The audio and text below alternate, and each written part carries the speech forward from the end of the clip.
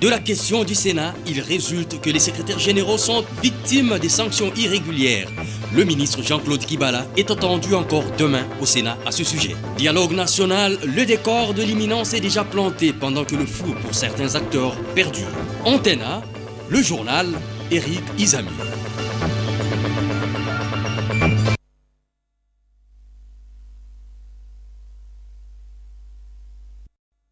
Toutes nos excuses pour ces petits désagréments. Nous avions eu une panne d'électricité, mais c'est déjà rétabli, disais-je. Près de 10 jours après les consultations initiées par le président de la République, Joseph Kabila, au niveau du Palais de la Nation, les décors pour le rendez-vous politique dit dialogue national se dessinent déjà, ce malgré le refus apparemment catégorique de certains partis politiques de l'opposition RD congolaise. Suivez ces commentaires signés pour vous par Sylvie Fortuné-Mboula.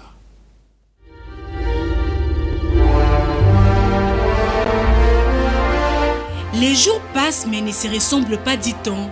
Le ciel assombri semble commencer à s'éclaircir dans la classe politique RD congolaise et pour cause, l'organisation d'un dialogue national qui va réunir les acteurs politiques et de la société civile. Cela fait suite aux consultations entamées par le président de la République, Joseph Kabila, depuis la semaine dernière.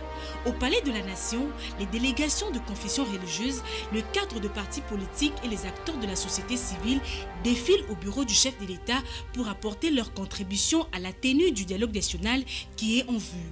Voulu et souhaité au sein de la majorité présidentielle, l'opposition reste ici divisée. Némoana Ntsemi, Clément Kankou, Azarias Rouberois, François Mambachichimbi, Léon Kengo, Thomas Louaka, Steve Mbikai ont plutôt répondu à l'invitation du Palais de la Nation. L'UNC de Vital Kamere et le MLC de Jean-Pierre Bemba ne trouvent aucune opportunité et l'UDPS d'Etienne Tshisekedi s'oppose plutôt à la forme. Dialogue oui, mais avec un médiateur de la communauté internationale tel qu'inscrit dans l'accord cadre d'Addis Abeba signé le 24 février 2013 par 11 chefs d'État de la sous-région de Grand Lac. Avec l'absence de ces partis de l'opposition à ces dialogues, ces pourparlers seraient-ils différents de concertation nationale tenue du 6 septembre au 23 octobre 2013 ?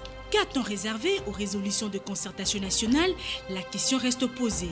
Quoi qu'il en soit, le décor de la tenue d'un dialogue est déjà planté. Les enjeux sont connus, l'organisation des élections crédibles et transparentes sera au cœur de ces échanges, discussions non négligeables pour la survie de la patrie. Entre-temps, les consultations se poursuivent au Palais de la Nation.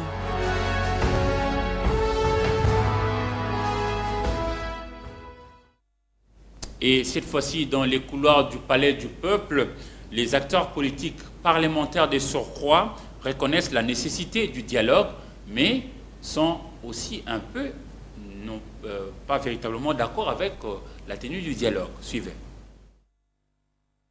Les consultations du Palais de la Nation attestent bel et bien qu'il y a imminence du dialogue au Congo-Kinshasa. Ce pays bat le record avec 477 partis politiques.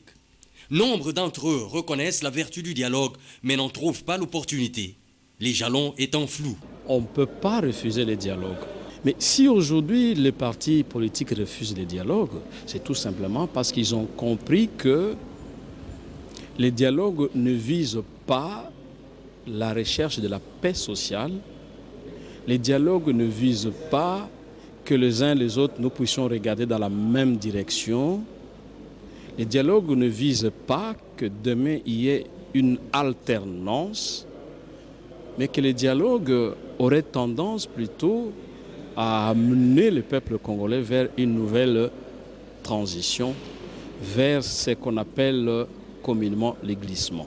Pour d'autres, la mandature va petit à petit à sa fin. Les Congolais ont d'autres soucis, à savoir sanctionner positivement ou non ceux qui ont géré. Le dialogue, nous l'avons exigé lorsque la contestation sur les élections avait eu lieu, c'est-à-dire au début de la législature. Nous n'avons pas été écoutés. Nous voulions un mode de gestion, s'aboutira à un mode de gestion qui aurait été consensuel à ce moment-là. Après avoir joui, ils reviennent comme si nous c'était un autre début. Alors que pour nous, au niveau de mon parti, l'IDCF, au niveau du groupe parlementaire INC allié auquel j'appartiens, Pour nous, l'affaire est déjà là.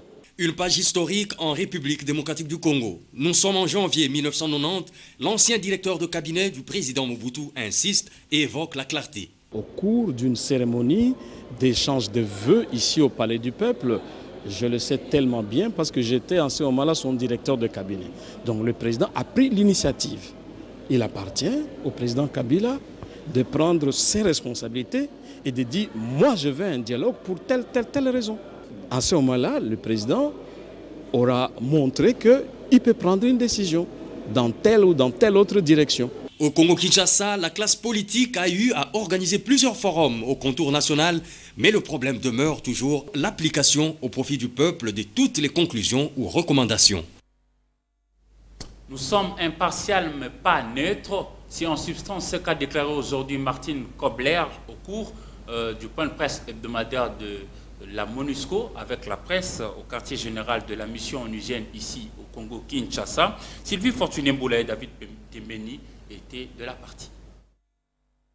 Les consultations politiques entamées par le chef de l'État Joseph Kabila en vue de baliser le chemin pour un dialogue national avec les acteurs politiques et ceux de la société civile ont été saluées par Martin Kobler, représentant spécial du secrétaire général de l'ONU en RDC, au cours du point de presse hebdomadaire des Nations Unies de ce mercredi. Le chef de la MONUSCO a réitéré les bons offices de la mission onusienne à ces dialogues. À la question de savoir si Martin Kobler est prêt d'être à la médiation de ces dialogues, comme le souhaitent certains partis politiques de l'opposition, il répond: nous sommes impartiaux, mais nous ne sommes pas neutres. Nous sommes basés sur la résolution 2211. Nous avons le principe de constitutionnalité du calendrier électoral menant jusqu'aux élections au novembre 2016.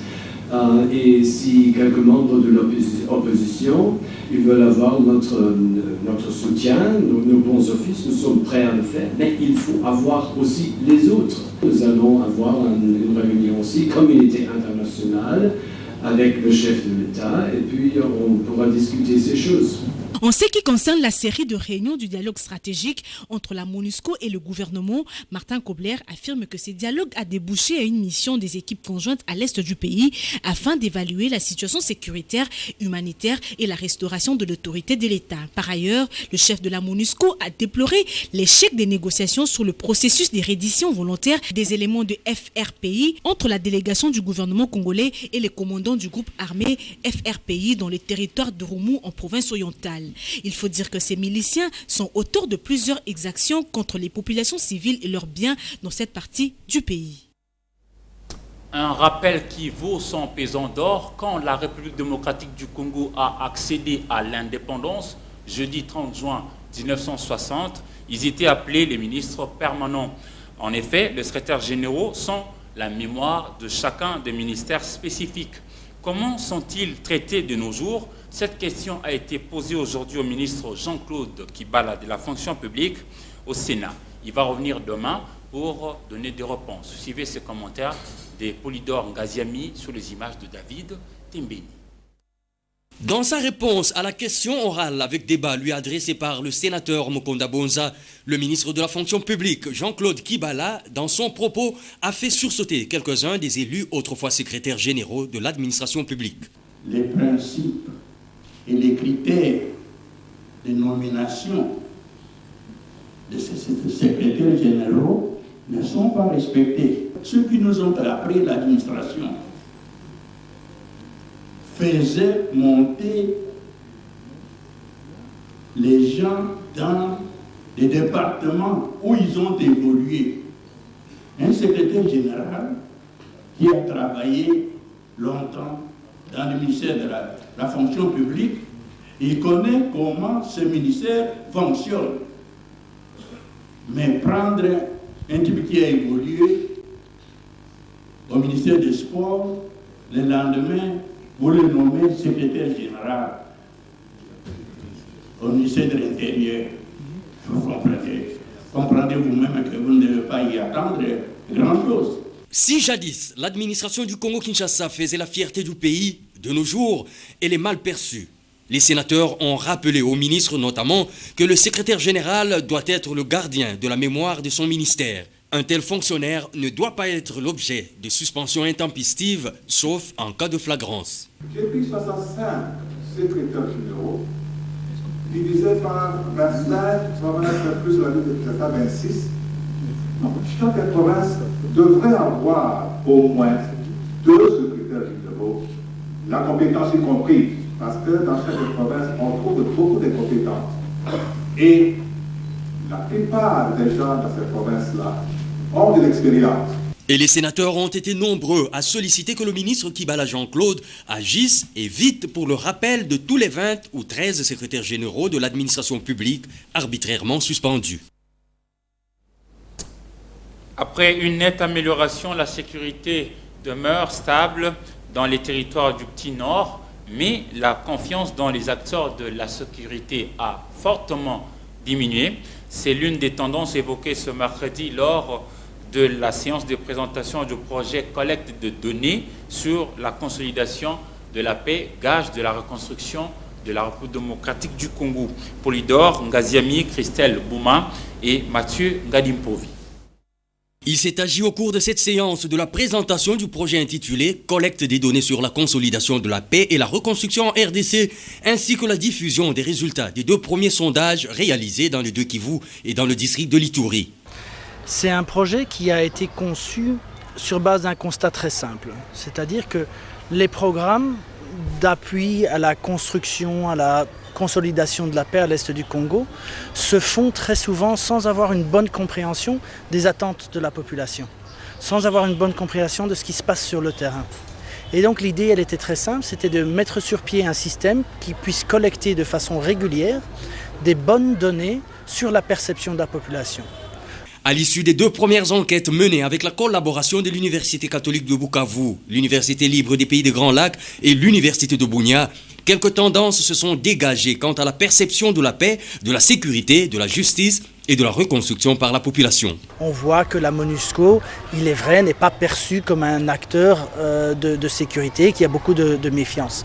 On voit que la confiance envers les acteurs de justice aussi manque. Donc on voit un certain nombre d'issues, de problèmes dans la relation qui existe entre la population et les institutions. Ce projet épouse certains aspects des projets du gouvernement. Voilà qui justifie l'intérêt de l'exécutif national. Je puis souhaiter plein succès à ce projet et confirmer que le gouvernement fera sien les résultats probants de ces sondages en vue de leur exploitation. Le projet collecte des données sur la consolidation de la paix et la reconstruction en RDC est une initiative conjointe de Harvard Humanitarian Initiative et le PNUD en collaboration avec la MONUSCO Affaires civiles. L'une de ses principales tâches consiste à réaliser 10 sondages dans les provinces et districts susmentionnés. Pour ces 10 enquêtes, dont 4 doivent être menées en 2015, 1 500 000 $ ont été disponibilisés par les bailleurs de fonds. Le groupe thématique de monitoring et de gouvernance forestière, une structure de la société civile RD congolaise, exige la bonne gestion de la foresterie communautaire en République démocratique du Congo. C'est ce qui ressort de la rencontre d'hier mardi au quartier Bon Marché dans la commune de Barumbu. Ricardo Bakwa. L'implication des autochtones dans la gestion forestière de la RDC s'avère indispensable. En tout cas, c'est ce qui ressort de la réunion tenue ce mardi 9 juin 2015 par les groupes thématiques de monitoring et de gouvernance forestière, une structure de la société civile congolaise qui compte en son sein des journalistes et des juristes. Nous considérons les concessions forestières aux communautés locales comme étant une voie pour permettre aux communautés locales de participer à la gestion de forêts. Depuis août 2014, le Premier ministre avait signé le décret consacrant les concessions forestières aux communautés locales. Cette rencontre technique a permis aux experts du secteur de l'environnement, membres de ces groupes thématiques, de réfléchir sur la gestion de la foresterie communautaire en RDC. Nous, société civile, nous sommes pour que l'arrêté soit pris par le ministre de manière à ce que nous allions expérimenter ce processus sur le terrain. Le groupe thématique tient à ce que le ministre de l'Environnement signe un arrêté qui mettra en application la loi forestière communautaire. Il a été ouvert aujourd'hui, mercredi 10 juin, des travaux de première table ronde sur l'enseignement maternel au Congo-Kinshasa.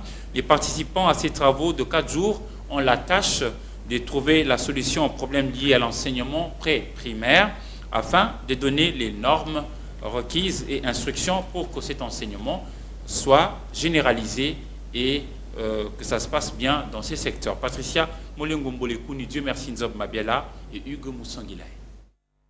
Ce sont les inspecteurs, chefs de division, coordonnateurs des écoles et partenaires éducatifs qui ont la lourde tâche de réfléchir sur un modèle d'éducation pré-primaire accessible à tous. D'où la tenue des travaux de cette table ronde sur l'enseignement maternel en République démocratique du Congo. Selon l'inspecteur général à l'EPSP, Michel Djamba, il est établi que les premières années de naissance jusqu'à 6 ans sont déterminantes pour la formation d'un enfant. C'est donc une période jugée très sensible. Cette table ronde de 4 jours se veut une remise en question de la manière dont les établissements maternels ainsi que le centre de formation fonctionnent et sont gérés.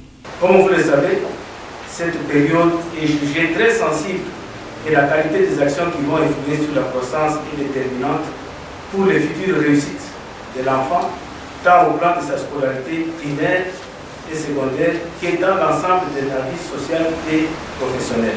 Les institutions privées ont pris d'assaut la formation de la classe 0, recrutant de candidats sans critères de référence, défi que veut relever le gouvernement de la République. Voilà autant de problèmes qui demandent des solutions urgentes, efficaces et appropriées. Pour ce faire, j'invite tous les séminaristes à donner les meilleurs d'eux-mêmes en participant activement aux différents ateliers qui seront organisés pour atteindre les objectifs assignés à ces parents. Ces travaux rejoignent donc la détermination du chef de l'État Joseph Kabila, celle de reconstruire la nation congolaise en apportant son soutien à la jeunesse du pays. Et en faire un pôle de l'intelligence. Le prix de certaines denrées alimentaires ont baissé dans la ville de Kinshasa, peuplée de plus de 10 millions d'âmes. En tout cas, après la dépréciation de la monnaie européenne euro, des répercussions positives se font sentir sur le marché congolais. Néanmoins, d'autres produits de consommation de masse ont gardé leur prix. Polydor Ngaziami et Christian Chilumba. La baisse des prix de certaines denrées alimentaires fait suite à la dépréciation de l'euro face au dollar américain. Tenez, par exemple, la boîte de lait 1000 gros de 2500 grammes se vend désormais à 19 000 francs congolais contre 22 000 il y a quelques jours. Par ailleurs, le bidon d'huile végétale Avena est passé de 11 000 à 9 500 francs congolais. Il en est de même d'autres denrées telles que le riz et le sucre. En ce qui concerne les surgelés, il est à noter que les prix des chinchards et du poulet ont aussi connu une baisse. Mais une baisse qui n'influe pas forcément sur le comportement des acheteurs, ou plutôt ne joue pas en faveur des attentes des vendeurs. Le prix est normal, mais pas de circulation d'argent, car nous achetons les cartons de poisson 25 plus à $100, mais aujourd'hui c'est à 80 000 francs. Nous demandons au gouvernement de libérer la monnaie afin que nous puissions vendre.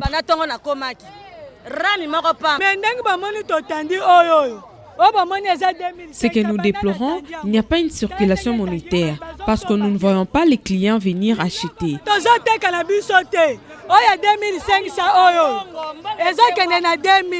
L'année dernière, le gouvernement de la République avait initié une campagne pour la baisse des prix des denrées de première nécessité. Si le résultat escompté n'avait pas pu être probant, du moins la population n'a pas observé une quelconque hausse. Aujourd'hui, avec cette baisse que l'on souhaite voir se généraliser, on peut considérer que c'est un véritable coup de chance. En sport, la lutte traditionnellement appelée chez nous en démocratie du Congo Libanda existe depuis nos aïeux et plusieurs sportifs de toutes disciplines confondues, unis au sein de l'association Action Masse, se préparent pour sa deuxième édition de championnat. Ndaye Ilambwichi. Après avoir organisé la première édition du tournoi de la lutte traditionnelle en langue vernaculaire, Libanda, avec succès, la nouvelle équipe dirigeante d'Action Masse se prépare déjà pour la seconde compétition en multipliant des réunions pour la réussite de cette manifestation des hommes forts. na 2 mois wana tokomeka pe organiser des élections. Pour tout le monde qui action masse un certain temps, il a là qui. En 10 mois, nous allons organiser les élections pour redynamiser l'action masse. Nous sommes en forme et nous demandons à tous les membres de revenir pour éviter les mécontentements. Le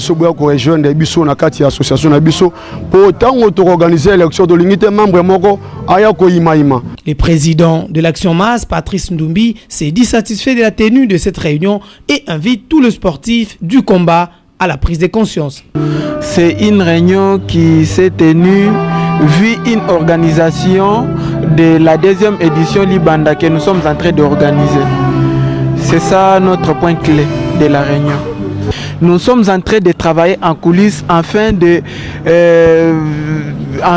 promulguer la date de la détention 2e édition Libanda. Nous invitons tous les sportifs de venir adhérer à l'Action Masse. Nous tous qui sommes membres de l'Action Masse, on est sportifs. On pratique de différentes disciplines. Moi qui vous parle, je suis de la Kyokushin Kai. Plusieurs lutteurs d'Action Masse ont pris part à cette réunion. Signalons que la 2e édition des luttes traditionnelles Libanda est prévue cette année à Kinshasa. Nous allons vous proposer à présent de suivre la revue de presse dans une sélection et commentaires signés pour vous par Jean-Louis Miasuekama.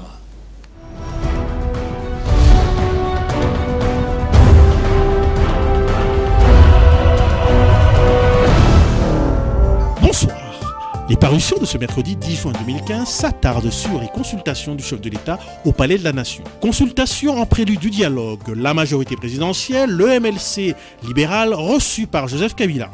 Selon le secrétaire général de la MP, Aubin Minakou, il n'y a aucune crainte quant à l'organisation des élections pour la bonne et simple raison que la volonté politique est là. Et continue l'observateur, quant au parti de Thomas Louaka, il ne pose aucun préalable pour participer au dialogue qu'il considère capital pour obtenir le consensus national. La référence abonde dans le même sens et titre « Minakou confirme la volonté politique pour organiser les élections ».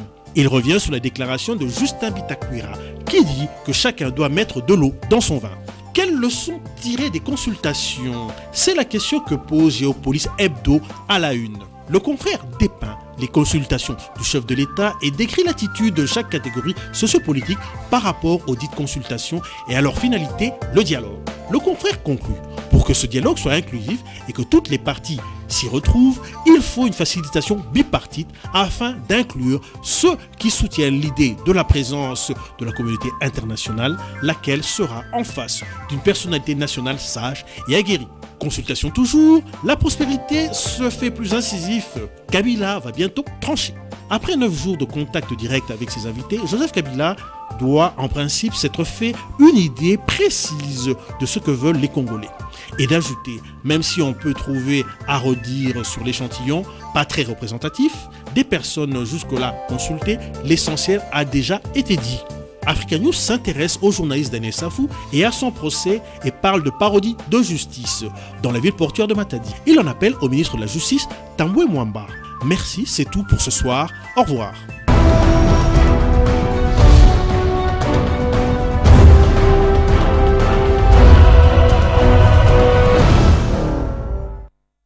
Mesdames et messieurs, c'est la fin de ce journal. Merci à vous de l'avoir suivi et au revoir.